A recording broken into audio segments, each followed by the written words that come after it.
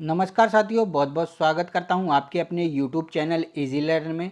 साथियों, आज की वीडियो में हम सीआरपीएफ, सीआईएसएफ, बीएसएफ ट्रेडमैन की जो भर्तियां निकली हुई हैं उन्हीं से रिलेटेड जीके जीएच के मोस्ट इंपोर्टेंट क्वेश्चनों को कवर करने वाले हैं। यानी दोस्तों, टारगेट हम ट्रेडमैन का लेकर चल रहे हैं और मेन टारगेट हमारा 25 में से 25 क्वेश्चनों का रहने वाला है।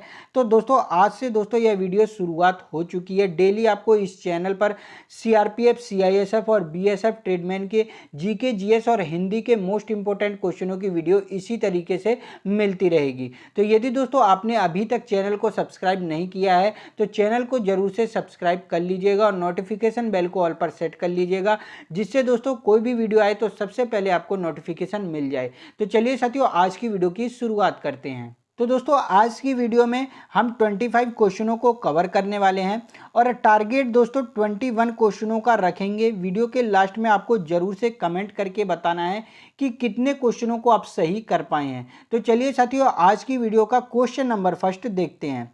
क्वेश्चन नंबर फर्स्ट है, विजयनगर राज्य की स्थापना किसने की थी? आपके ऑप्शन है तुलुव वंश, संगमा वंश, सलुआ वंश या फिर देवराय वंश। कौन सा ऑप्शन राइट हो जाता है? तो विजयनगर साम्राज्य की स्थापना ऑप्शन है बी आपका राइट हो जाता है, संगमा वंश ने की थी। संगमा वंश के दो शासक थे, नाम याद रख लीजिएगा, हरियर और बुक्का। कौन दोस्तों? हरियर और बुक्का नाम के दो भाई थे जिन्होंने दोस्तों 1336 ईस्वी में विजयनगर साम्राज्य की स्थापना की थी। ये जरूर से आप याद कर लीजिएगा। चलिए नेक्स्ट क्वेश्चन देखते हैं। अगला क्वेश्चन है दोस्तों आपका, सातवाहन वंश का महानतम शासक किसे माना जाता है? आपके ऑप्शन है श्री सतकर्णी को, गौतमी पुत्र सतकर्णी को, वशिष्ठ पुत्र पुलुमयी को या फिर यज्ञ श्री सतकर्णी को। कौन सा ऑप्शन राइट हो जाता है? सातवाहन वंश का महानतम शासक किसे माना जाता है? तो दोस्तों, इस क्वेश्चन का आंसर ऑप्शन बी राइट हो जाता है, गौतमी पुत्र सतकर्णी को सातवाहन वंश का महानतम शासक माना जाता है। चलिए अगला क्वेश्चन देखते हैं। अगला क्वेश्चन है, चतुर्थ बौद्ध परिषद का आयोजन किसके द्वारा किया गया था? आपके ऑप्शन है अशोक, कनिष्क, हर्ष या फिर बिंदुसार। कौन सा ऑप्शन राइट हो जाता है? चतुर्थ बौद्ध परिषद का आयोजन किसके द्वारा किया गया था? तो दोस्तों, इस क्वेश्चन का आंसर ऑप्शन है बी राइट हो जाता है, कनिष्क के द्वारा दोस्तों चतुर्थ बौद्ध संगीति कराई गई थी। और दोस्तों, एक बौद्ध संगीति आपके एग्जाम में जरूर से पूछी जाती है। तो यदि मैं बात करूं इसको शॉर्टकट तरीके से आप कैसे याद करेंगे, तो इसकी एक ट्रिक आपको याद कर लेनी है। सबसे पहले दोस्तों आपको लिख लेना है ए के। कैसे दोस्तों? ए के और नीचे आपको लिख देना है आरवीपी के। क्या दोस्तों? आरवीपी के। अब पहली बौद्ध संगीति लिख लीजिएगा अजातशत्रु। अजातशत्रु ने कहां पर करवाई थी? राजगृह में करवाई थी। दूसरी बौद्ध संगीति कालाशोक ने करवाई थी वैशाली में। तीसरी बौद्ध संगीति दोस्तों अशोक ने करवाई थी कहां पर? पाटलिपुत्र में। और चौथी बौद्ध संगीति कनिष्क ने करवाई थी कहां पर? कुंडलवन में। तो इस तरीके से दोस्तों आप ट्रिक से भी याद कर सकते हैं ताकि ज्यादा समय तक आपको ये चीजें याद रहें। चलिए अगला क्वेश्चन देखते हैं दोस्तों। अगला क्वेश्चन है, तराइन की दूसरी लड़ाई में पृथ्वीराज चौहान को किसने पराजित किया था? आपके ऑप्शन है महमूद गजनवी, कुतुबुद्दीन ऐबक, मोहम्मद गौरी या फिर अलाउद्दीन खिलजी। कौन सा ऑप्शन राइट हो जाता है? तराइन की दूसरी लड़ाई। तो दोस्तों, इस क्वेश्चन का आंसर ऑप्शन है सी राइट हो जाता है, मोहम्मद गौरी ने दोस्तों तराइन की दूसरी लड़ाई में पृथ्वीराज चौहान को हराया था। ये तराइन की दूसरी लड़ाई 1192 ईस्वी में हुई थी, ये भी आपको याद रख लेना है। चलिए अगला क्वेश्चन देखते हैं। अगला क्वेश्चन है, प्राचीन भारत के विख्यात चिकित्सक धन्वंतरी ने अपना परामर्श किसके दरबार में दिया था? कौन सा ऑप्शन राइट हो जाता है? धन्वंतरी ने अपना परामर्श किसके दरबार में दिया था? तो दोस्तों, इस क्वेश्चन का आंसर ऑप्शन है सी राइट हो जाता है, चंद्रगुप्त मौर्य के दरबार में धन्वंतरी ने अपना परामर्श दिया था। यदि मैं बात करूं चंद्रगुप्त मौर्य की तो याद रख लीजिएगा, चंद्रगुप्त मौर्य दोस्तों मौर्य वंश का संस्थापक था। 322 ईसा पूर्व में दोस्तों यह मगध की गद्दी पर बैठा था और नंद वंश के शासक घनानंद को इसने हराया था। इसमें हराने में इसकी मदद किसने की थी? तो याद रख लीजिएगा, कौटिल्य यानी चाणक्य ने इसकी मदद की थी। और चाणक्य बाद में इसका क्या बना था? प्रधानमंत्री बना था। ये भी आपको याद रख लेना है। चलिए अगला क्वेश्चन देखते हैं। अगला क्वेश्चन है, प्राचीन काल में निम्न में से कौन कलिंग का एक महान शासक था? आपके ऑप्शन है अजातशत्रु, बिंदुसार, खारवेल या फिर मयूराज सौरन। कौन सा ऑप्शन राइट हो जाता है? कलिंग का एक महान शासक कौन था? तो दोस्तों इस क्वेश्चन का आंसर ऑप्शन है सी राइट हो जाता है। खारवेल दोस्तों कलिंग का एक महान शासक था। और दोस्तों कलिंग का युद्ध पूछा जाता है तो याद रख लीजिएगा 261 ईसा पूर्व में कलिंग का युद्ध हुआ था, जिसमें दोस्तों अशोक ने क्या किया था, जीवन में कभी भी युद्ध ना करने का निर्णय लिया था कलिंग युद्ध के बाद ही। और इसके बाद दोस्तों अशोक ने बौद्ध धर्म अपना लिया था, कई बार एग्जाम में पूछा जाता है, तो इसको भी जरूर से आपको याद रख लेना है। कलिंग विजय की बात करी जाती है तो याद रख लीजिएगा अशोक के 13वें शिलालेख में। किसके? अशोक के 13वें शिलालेख में। और राजा खारवेल के दोस्तों हाथी गुम्फा शिलालेख में कलिंग विजय की बात करी गई है, ये आपको जरूर से याद रख लेना है। चलिए नेक्स्ट क्वेश्चन देखते हैं। अगला क्वेश्चन है निम्न में से विद्या की सबसे पुरानी पीठ कौन सी है।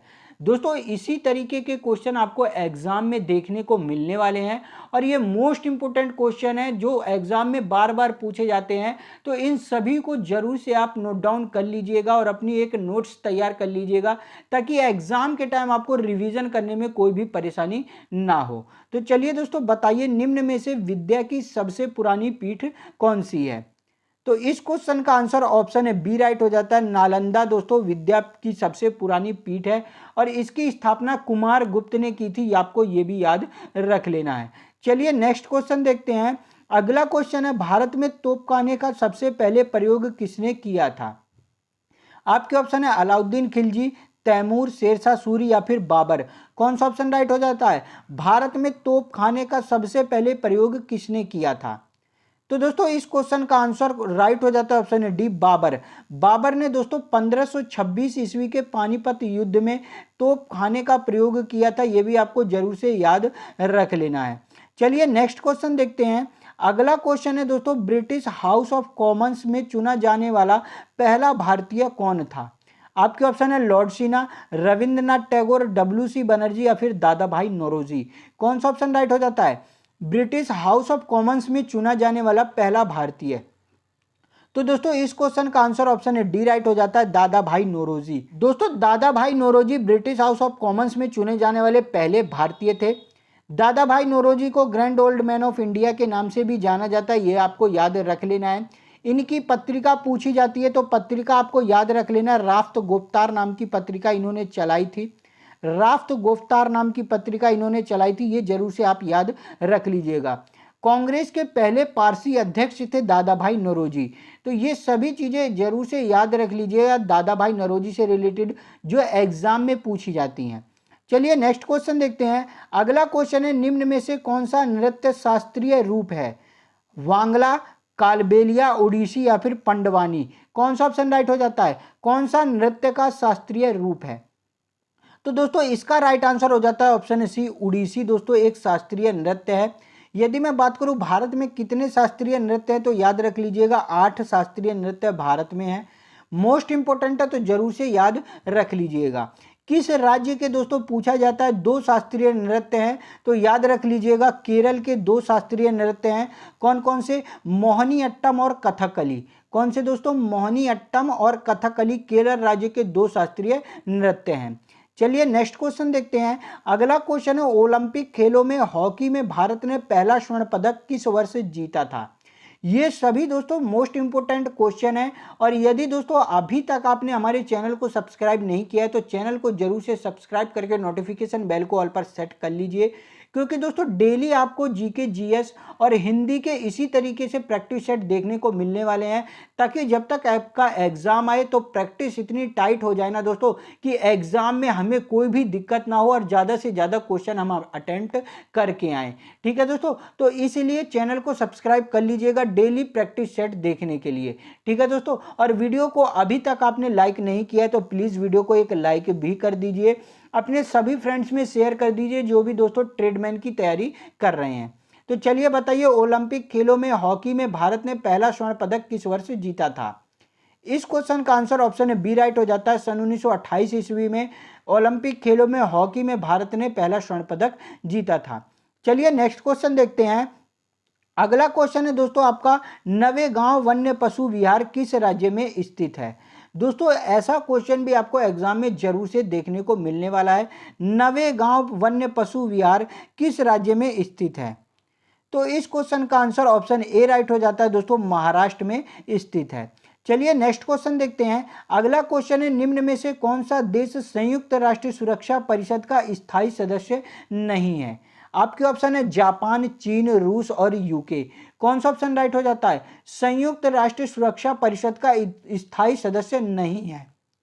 तो दोस्तों इस क्वेश्चन का आंसर ऑप्शन ए राइट हो जाता है। जापान दोस्तों संयुक्त राष्ट्र सुरक्षा परिषद का स्थायी सदस्य नहीं है। नेक्स्ट क्वेश्चन देखते हैं दोस्तों। अगला क्वेश्चन है, राष्ट्रपति भारतीय संविधान के किस अनुच्छेद के अंतर्गत राष्ट्रीय आपात की स्थिति घोषित करता है? आपके ऑप्शन है आर्टिकल 352, आर्टिकल 356, आर्टिकल 360 या फिर आर्टिकल 361। कौन सा ऑप्शन राइट हो जाता है? राष्ट्रीय आपात की स्थिति। तो दोस्तों इस क्वेश्चन का आंसर ऑप्शन ए राइट हो जाता है। आर्टिकल 352 के तहत दोस्तों राष्ट्रपति जी राष्ट्रीय आपात की स्थिति घोषित करते हैं। 356 आपको याद रख लेना है। आर्टिकल 356 के तहत राष्ट्रपति शासन लगाया जाता है और 360 के तहत दोस्तों वित्तीय आपात लगाया जाता है। ये तीन चीज आपको जरूर से याद रख लेनी है। चलिए अगला क्वेश्चन देखते हैं। अगला क्वेश्चन है, किसी धर्म विशेष के संवर्धन के लिए करों के भुगतान की अनिवार्यता से मुक्ति की गारंटी दी गई है? किस आर्टिकल में? आर्टिकल 25 में, आर्टिकल 26, आर्टिकल 27 या फिर आर्टिकल 28। कौन सा ऑप्शन राइट हो जाता है? किसी धर्म विशेष के संवर्धन में करों के भुगतान की अनिवार्यता से मुक्ति की गारंटी। तो दोस्तों इस क्वेश्चन का आंसर कौन सा राइट हो जाता है? इस क्वेश्चन का आंसर ऑप्शन सी राइट हो जाता है। आर्टिकल 27 में दिया गया है। चलिए नेक्स्ट क्वेश्चन देखते हैं। अगला क्वेश्चन है, भारतीय संविधान के अनुसार जीवन का अधिकार एक क्या है? राजनीतिक अधिकार है, आर्थिक अधिकार है, मौलिक अधिकार है या फिर धार्मिक अधिकार है? जीवन का अधिकार। तो दोस्तों जीवन जीने का अधिकार ऑप्शन है सी राइट हो जाता है। एक मौलिक अधिकार है। आर्टिकल में दोस्तों बात करी गई है मौलिक अधिकार के, तो ये चीज आपको जरूर से याद रख लेनी है। जीवन जीने का अधिकार एग्जाम में पूछा ही जाता है। चलिए नेक्स्ट क्वेश्चन देखते हैं। अगला क्वेश्चन है दोस्तों, निम्न में से किस अधिकार को डॉक्टर भीमराव अंबेडकर ने संविधान की आत्मा कहा है? आपका ऑप्शन है धर्म की स्वतंत्रता का अधिकार, समानता का अधिकार, भाषण का अधिकार या फिर संवैधानिक उपचारों का अधिकार। कौन सा ऑप्शन राइट हो जाता है? डॉक्टर भीमराव अंबेडकर ने किसे संविधान की आत्मा कहा है? तो दोस्तों इस क्वेश्चन का आंसर ऑप्शन है डी राइट हो जाता है। संवैधानिक उपचारों के अधिकार को डॉक्टर बी आर अम्बेडकर ने संविधान की आत्मा कहा है। यदि मैं बात करूं संवैधानिक उपचारों का अधिकार किसमें दिया गया है, तो याद रख लीजिएगा आर्टिकल 32 में दिया गया है। दोस्तों एग्जाम में दो संविधान की आत्माएं पूछी जाती हैं। यदि आपसे एग्जाम में पूछे कि भीमराव अंबेडकर ने संविधान की आत्मा किसे कहा है, तो आर्टिकल 32 यानी संवैधानिक उपचारों का अधिकार आपका राइट हो जाएगा। लेकिन यदि भीमराव अंबेडकर का नाम ना दिया जाए, केवल डायरेक्ट पूछा जाए कि भारतीय संविधान की आत्मा किसे कहा जाता है, तो दोस्तों आपका प्रस्तावना राइट हो जाएगा। ये आपको जरूर से याद रख लेना है। कई बार दोस्तों कंफ्यूजन में बच्चे आंसर गलत दे देते हैं। चलिए नेक्स्ट क्वेश्चन देखते हैं। अगला क्वेश्चन है, लोकसभा अध्यक्ष के वेतन और भत्ते कौन निर्धारित करता है? लोकसभा अध्यक्ष के वेतन और भत्ते कौन निर्धारित करता है? तो दोस्तों इस क्वेश्चन का आंसर ऑप्शन है डी राइट हो जाता है। संसद दोस्तों लोकसभा अध्यक्ष के वेतन और भत्ते निर्धारित करता है। चलिए नेक्स्ट क्वेश्चन देखते हैं। अगला क्वेश्चन है, यह कौन निर्धारित करता है कि संसद में रखा जाने वाला कोई विधेयक धन विधेयक है या नहीं? कौन सा ऑप्शन राइट हो जाता है? कोई विधेयक धन विधेयक है या नहीं? तो दोस्तों इस क्वेश्चन का आंसर ऑप्शन सी राइट हो जाता है। लोकसभा अध्यक्ष दोस्तों निर्धारित करता है कि कोई भी विधेयक धन विधेयक है या नहीं। और दोस्तों लोकसभा अध्यक्ष का निर्णय ही सर्वमान्य माना जाता है इसके लिए, तो जरूर से आप याद रख लीजिएगा। चलिए नेक्स्ट क्वेश्चन देखते हैं। नेक्स्ट क्वेश्चन है, निम्न में से कौन अपना पद राष्ट्रपति की संतुष्टि के दौरान धारण करता है? आपके ऑप्शन है प्रधानमंत्री, राज्यपाल, चुनाव आयुक्त या फिर लोकसभा अध्यक्ष। कौन सा ऑप्शन राइट हो जाता है? तो दोस्तों इस क्वेश्चन का आंसर ऑप्शन बी राइट हो जाता है। राज्यपाल दोस्तों राष्ट्रपति की संतुष्टि के दौरान ही अपने पद को धारण करता है। चलिए नेक्स्ट क्वेश्चन देखते हैं। अगला क्वेश्चन है, निम्न में से कौन सा कर केवल राज्य सरकार द्वारा लगाया जाता है?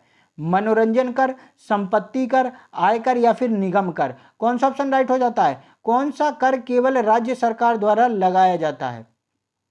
तो दोस्तों इस क्वेश्चन का आंसर ऑप्शन ए राइट हो जाता है। मनोरंजन कर दोस्तों राज्य सरकार द्वारा लगाया जाता है।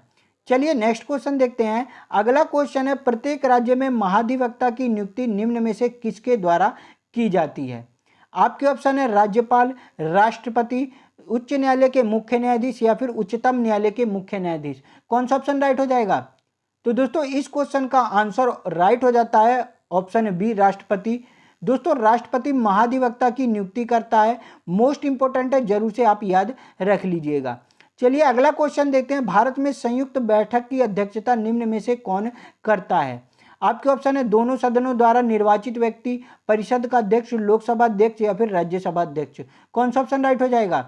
तो दोस्तों इस क्वेश्चन का आंसर ऑप्शन सी राइट हो जाता है। लोकसभा अध्यक्ष दोस्तों भारत में संयुक्त बैठक की अध्यक्षता करता है। चलिए अगला क्वेश्चन देखते हैं। अगला क्वेश्चन है राज्यसभा के लिए सदस्यों को नामित करने का अधिकार निम्न में से किसके पास है? तो याद रख लीजिएगा दोस्तों, राज्यसभा में कितने 12 सदस्यों को नामित किया जाता है और कौन यह अधिकार करता है? तो ऑप्शन ए आपका राइट हो जाएगा। राष्ट्रपति के पास दोस्तों अधिकार है राज्यसभा में सदस्यों को नामित करने का। चलिए अगला क्वेश्चन देखते हैं। अगला क्वेश्चन है मानसरोवर झील। मानसरोवर झील किस देश में स्थित है? आपके ऑप्शन है नेपाल, भारत, तिब्बत या फिर भूटान। कौन सा ऑप्शन राइट हो जाएगा? तो दोस्तों इसका आंसर आपको कमेंट करके बताना है। आशा करता हूँ वीडियो आपको अच्छी लगी होगी और काफ़ी हेल्पफुल लगी होगी, और यह वीडियो दोस्तों आपके लिए काफ़ी हेल्पफुल भी है, तो इसलिए सभी क्वेश्चन को नोट डाउन करके याद कर लीजिएगा। और यदि आपने अभी तक चैनल को सब्सक्राइब नहीं किया है तो चैनल को जरूर से सब्सक्राइब कर लीजिए। डेली इसी तरीके के जो दोस्तों जीके, जीएस और हिंदी के महत्वपूर्ण प्रैक्टिस सेटों को देखने के लिए। तो चलिए दोस्तों मिलता हूँ नेक्स्ट वीडियो में, तब तक के लिए जय हिंद, जय भारत।